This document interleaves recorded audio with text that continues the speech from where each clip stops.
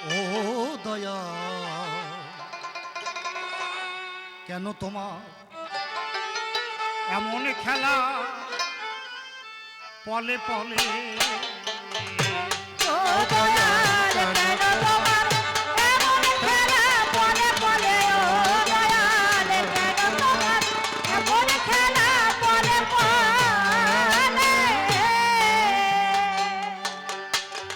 অকুলে তরাও কারো অকুলে তরাও কারো কারো বা ডোবাও জলে ও দয়াল কেন তোমার এমন খেলা পলে পলে ও দয়াল কেন তোমার এমন খেলা পলে পলে কত না ভালোবেসে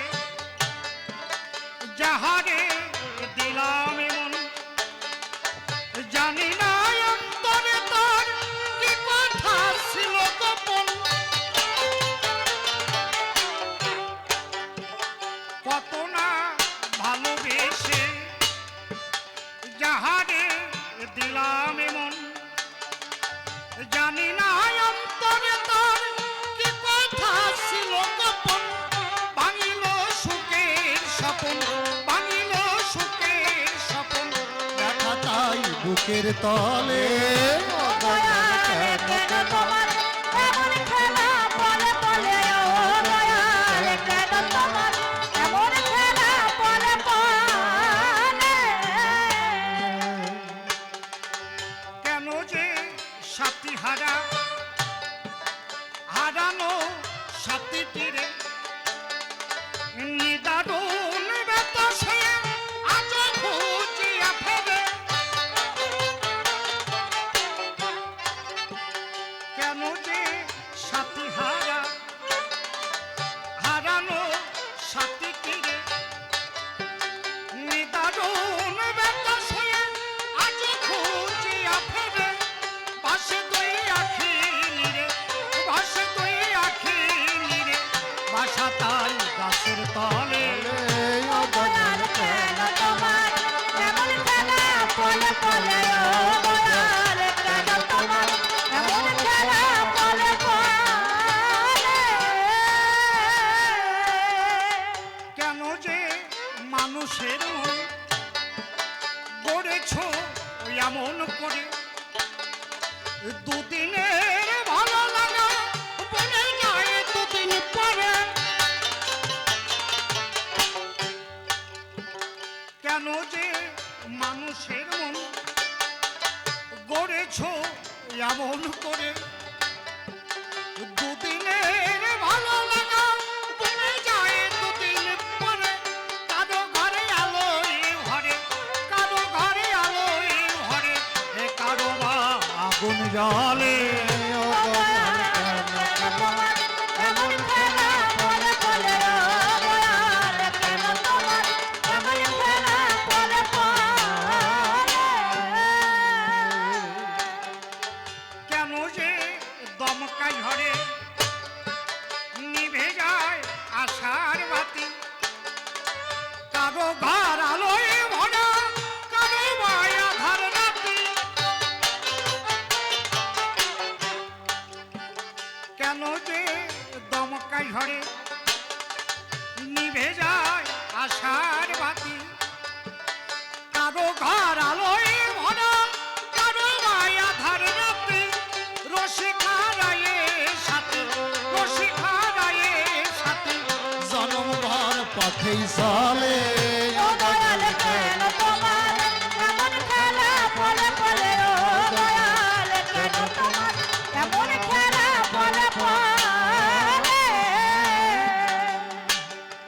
কল্পনাতে গান্ধারী আমি কবির কল্পনায় অনেকে কথা তাহার কাছে জানিবারে চাই যেভাবেতে প্রশ্ন তারে গো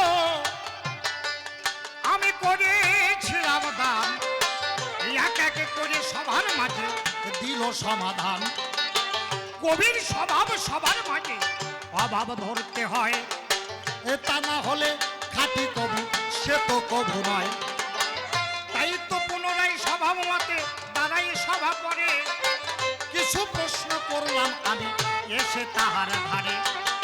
ঠাকুর অনেক কথা জানতে চাই। যেদিন অভিমন্যু মারা গেল, আমি সংক্ষেপে দুটো একটা কথা বলছি, বুঝে নেবে। অভিমন্যু মারা গেল, অর্জুন প্রতিজ্ঞা করলো আগামীকাল সূর্য অস্তের আগেই জয়দ্রথকে আমি নিধন করব। জয়দ্রথ এই সপ্তরথীর চক্র রক্ষা করে, জয়দ্রথর কারণেই আমার অভিমন্যু মরে। আমি যদি ওকে না মারতে পারি, আমি অগ্নি প্রজ্বলিত করে আমার জীবন বিসর্জন দেব। জয়দ্রথ অন্তরে ভাবিছে সদা তাই, অর্জুন যখন প্রতিজ্ঞা করেছে বাসার কায়দা নাই। এই জয়দ্রথকে, জয়দ্রথ দুর্যোধনের বোনাই, মানে ভগ্নিপতি। দুর্যোধনের একটা বোন ছিল, নাম হলো দুঃশলা। এই দুঃশলার স্বামীর নাম জয়দ্রথ। জয়দ্রথ পাহাড়ের গোয়ায় লুকাইয়া রইল। এদিকে দেখো সূর্য প্রায় অস্তা চলে গেল। জয়দ্রথকে পাওয়া যদি অর্জুনের হয়ে গেল দায়, কৃষ্ণ ভাবে এখন দেখো কি আছে উপায়। কৃষ্ণ দেখলো আমাকে কি করতে হবে না, কৌশলে সূর্যতে ডুবে গেছে এটা জয়দ্রথকে বোঝাতে হবে। চক্র দিয়ে দেখো সূর্যের কিরণ ঢাকিয়া বটে দিল। দুনিয়াখানা দেখো বাবা আধার হয়ে গেল, দুনিয়া আধার হয়ে গেল বাবা। জয়দ্রথ ভাবলো সূর্য ডুবে গেছে, আর অর্জুন আমাকে মারতে পারবে না। জয়দ্রথ বাইরে আসলো, কৃষ্ণ সুদর্শন চক্র ছাড়িয়ে দিল। শ্রীকৃষ্ণ জয়দ্রথ, ওই অর্জুন জয়দ্রথকে বধ করে দিল। শ্রীকৃষ্ণ করে মানা, বলি তোমার ধারে মস্তকটা যেন পড়ে না, দেখো মাথার পরে। বললো অর্জুন, ওই যে মাথা, জয়দ্রথর মাথা যদি মাটিতে পড়ে, জয়দ্রথর আশীর্বাদ আছে শিব ঠাকুরের, ওই মাথা মাটি স্পর্শ করা মাত্র তোমার মস্তক ছিন্ন হয়ে যাবে। তাহলে কি করতে হবে? বায়ুবাণের দ্বারা মস্তক উড়াইয়া দেবে। জয়দ্রথর পিতা বিদ্যক্ষত্র তাহার কাছে যাবে। বিদ্যক্ষত্র রাজা জয়দ্রথর পিতা ছিল কোথায়? বনের ভিতরে সাধনায়। বান দিয়ে উড়াইয়ে মস্তক তার কোলেতে দিল। বসে বসে শোনেন যত ভক্ত জ্ঞানী দল। ওনার পেতা ধ্যানস্থ অবস্থায় ওই মস্তকের রক্ত গরম রক্ত, আর আমার কি বললো রে, একটা মাটির দোলার মতো। পিতা দেখলো তার পুত্রের কাটা মুন্ডু। যখনই ওই মুন্ডু বিদ্যক্ষত্র রাজার দেহটাকে স্পর্শ করে মৃত্তিকায় পড়ল,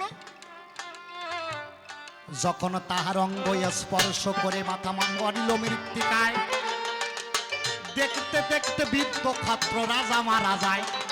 রাজাও ওইখানে মস্তক খসে মরে গেল। এইখানে তোমার কাছে জিজ্ঞাসা যে বিদ্যক্ষত্র রাজা ছিল সাধনায়, যুদ্ধে অংশগ্রহণ করে নাই, আজকে কোন পাপের তরে তাকে মেরে দিল? বলো কোন পাপের তরে তাকে মেরে দিল? কর্ণ কি করেছিল? এই শ্রীকৃষ্ণ যেদিন কর্ণের বাড়িতে গিয়েছিল, আমি সংক্ষেপে বলছি, কর্ণ নিজের ছেলে বৃষকেতুর মস্তক কেটে নিজের মাংস দিয়ে শ্রীকৃষ্ণকে রন্ধন করে খাইয়েছিল না বাবা? খাইয়েছিল তো? শ্রীকৃষ্ণ বলে আমার মনে আছে ভাবো, ওর মস্তক কোথায় ঢাকায় আছে, আমি অম্বল রাইন্দে খাবো। কর্ণের স্ত্রী ওই মস্তকটা রেখেছিল, পুত্রের মুখ পরে দর্শন করবে বললো। বলে ওর মস্তক কোথায়, ওইটা দিয়ে অম্বল রাইন্দে দাও, অম্বল খাবো। হাসিতে হাসিতে স্বামী স্ত্রী অম্বল করিল রন্ধন। প্রেমানন্দে করলো দেখো কৃষ্ণ সেবার আয়োজন।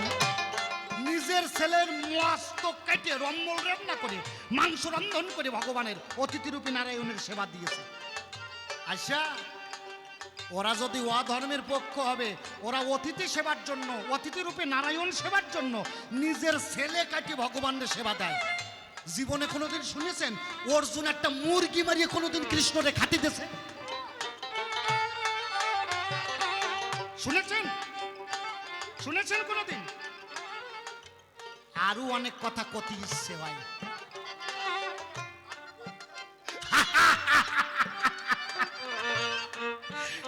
আমার গোসাই কই একটা বাবুই পাখি তাই তাই তাই।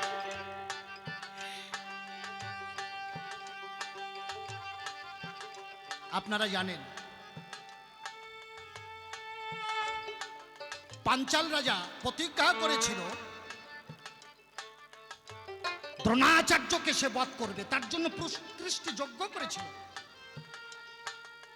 শোনেন শোনেন নারী নরে, খুলে বলি তাই, ছোট্ট একটা কথা বলবো ধর্ম সভারটাই। তার ছেলের নাম কি? ধৃষ্টদ্যুম্ন। যখন অর্জুন দ্রোণাচার্যের উপরে বাণ প্রয়োগ করিল, বসে বসে শোনেন যত ভক্ত জ্ঞানী দল। দ্রোণাচার্যের মারার কথা তো জানেন, শ্রীকৃষ্ণ চালাকি করে যুধিষ্ঠিরকে দিয়ে মিথ্যে কথা বলালো যে বলো তোমার প্রাণের থেকে প্রিয় পুত্র অশ্বত্থামা মারা গেছে। আমি সংক্ষেপে কথাগুলো বলছি, আপনারা জানা মানুষ তাই বিস্তারিত বলছি না। অশ্বত্থামা মারা গেছে, তোমার প্রাণের থেকে প্রিয় পুত্র। অর্জুন বলল, ভীম বলল, নকুল বলল, সহদেব বলল, কারুর কথা বিশ্বাস করলো না, আমি একমাত্র যুধিষ্ঠিরের কথা বিশ্বাস করি। শ্রীকৃষ্ণ কয় যদি ভাই বাঁচাছি চাও তাইলে কোয়া যে অশ্বত্থামা মারা গেছে। তাই আমি তো গুরুর কাছে মিথ্যা বলবো না। গুরু থুয়ে গোবিন্দ ভজে সে পাপি নরকে মজে। আমি তো গুরুর নিকটে মিথ্যা বলিতে পারিব না। আমি গুরুর নিকটে কোনোদিন কোনো কারণে মিথ্যা বলবো না। কয় আরে কপাল পোড়া, অশ্বত্থামা নামের এক হাতি মরিয়ে গেছে। বলো অশ্বত্থামা হতো নর নয় ইতি গজ। যুধিষ্ঠির চিৎকার করে গুরুদেবকে বলল, গুরুদেব অশ্বত্থামা হতো নর নয় ইতি গজ। ইতি শব্দের অর্থ হল হাতি, ইতি গজ মানে হাতি। অস্ত্র ত্যাগ করে দিল। আচ্ছা আমার কাছে বলুন দেখি, একটা অস্ত্র শূন্য মানুষ যার কাছে অস্ত্র নাই তাকে কেউ বাণ প্রয়োগ করতে পারে নাকি? শ্রীকৃষ্ণ অর্জুনরে বলল মারিয়ে দাও। অর্জুন কয় এইটা তো সম্ভব নয়, গুরুদেব অস্ত্র ত্যাগ করেছে। তাই গুরুদেবের কথা যদি ভাবো বংশ শুদ্ধ শ্রাপ হয়ে যাবে। একটা অস্ত্রহীন মানুষ তার উপরে অস্ত্র প্রয়োগ করল। আচ্ছা যখন অস্ত্র প্রয়োগ করল,